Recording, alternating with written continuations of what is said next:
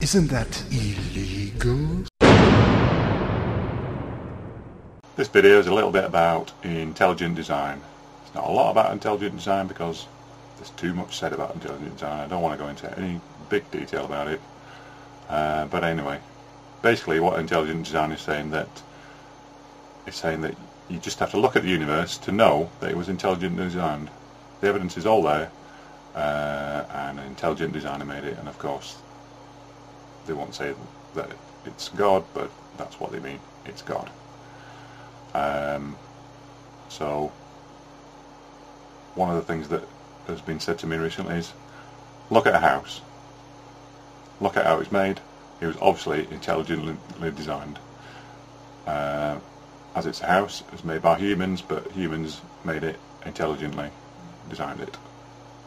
But then they extrapolate that on a bigger scale, then they say, look at the universe.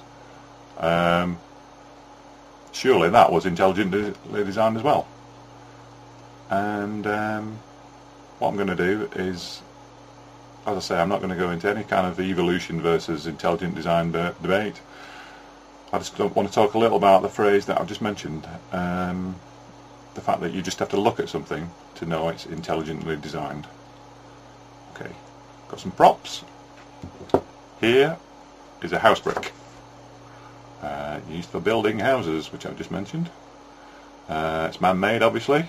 It looks man-made. It's got a very bricky feel to it. Man-made. We all know that man makes bricks for building houses, and there's no question about it. That is a man-made brick. Okay, so you just have to look at it. It's intelligently designed by a man. Fair enough. Okay, there's a rock. Which I just picked up from the garden, which isn't man-made. So obviously it's not man-made. It's in fact it's a bit of foundations from a wall and building outside. It's rock-shaped. It's irregular. It's not man-made.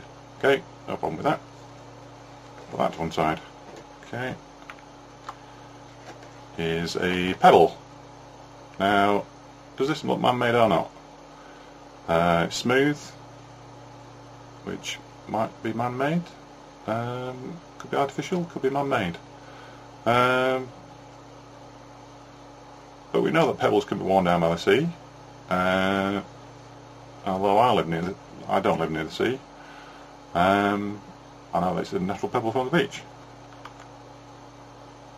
Okay, so that's a pebble. So we've looked at three things, and we're pretty sure where they came from. The brick, man-made. Rock was natural. Pebble was natural, although it was made smooth by the sea, so wasn't as rough as the rock. There is a problem with that. There's the rock again. This rock is not actually a rock. It is man-made. God didn't have anything to do with it. He didn't make it when he made the universe.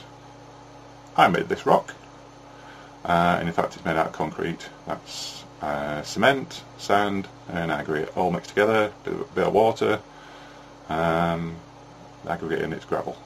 So I could have a close-up look at the gravel in it. You can see bits of gravel in there. But when you first looked at it, it didn't look like it was intelligently designed.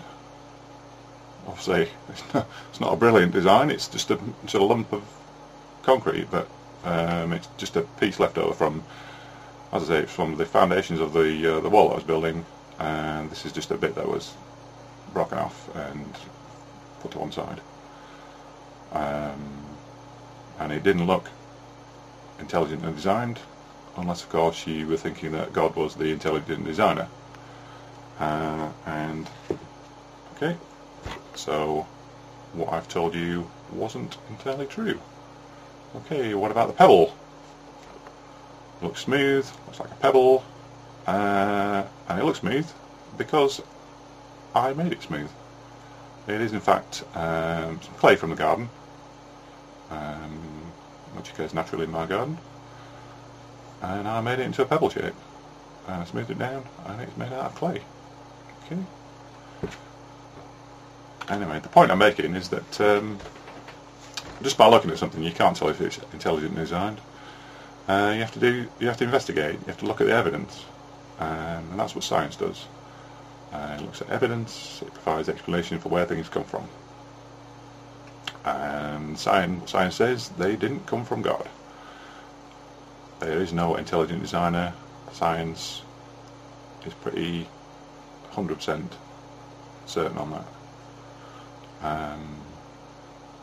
And another point, one last point, everything in the Bible was written a long time ago by men who weren't scientists. They were just ordinary people. So how do you know those men were right? They could have been telling you lies, just like I was telling you lies about the pebble and the rock, which were artificial. So could the people who wrote the Bible have been mistaken? Could they have been lying to you? I've just told you that that's made out of clay. I was lying. It's not clay. It is a pebble. So I told you it was a pebble, then I told you it was clay. Now I'm telling you it's a pebble. So I was lying again. So you can't believe what anybody tells you. You can't believe what anything's written down. If I died before I told you that was really a pebble, you could have never looked into it. You'd never have investigated it, and you'd have believed that I made it from clay, and you'd have no evidence to tell you otherwise that was clay. So if you can't check the facts, and if there is no evidence, and you can't form a scientific hypothesis, or even a scientific theory for which you do need facts and evidence. And that's why intelligent design isn't science, and why creationism isn't science. Both of these tell you that God did it, but they don't tell you how, and they don't provide you with any evidence whatsoever, not even a tiny scrap, not a tiny particle of data. Nothing provable, nothing that you can reproduce, nothing that you can use as a scientific thesis or any sort of scientific method to prove that there was an intelligent designer or is an intelligent designer out there. So what you need to do is just make up your own mind. And meanwhile, you remember the pebble, which was clay, which wasn't clay, which was a pebble. It is in fact chocolate, and I'm going to eat it. See ya.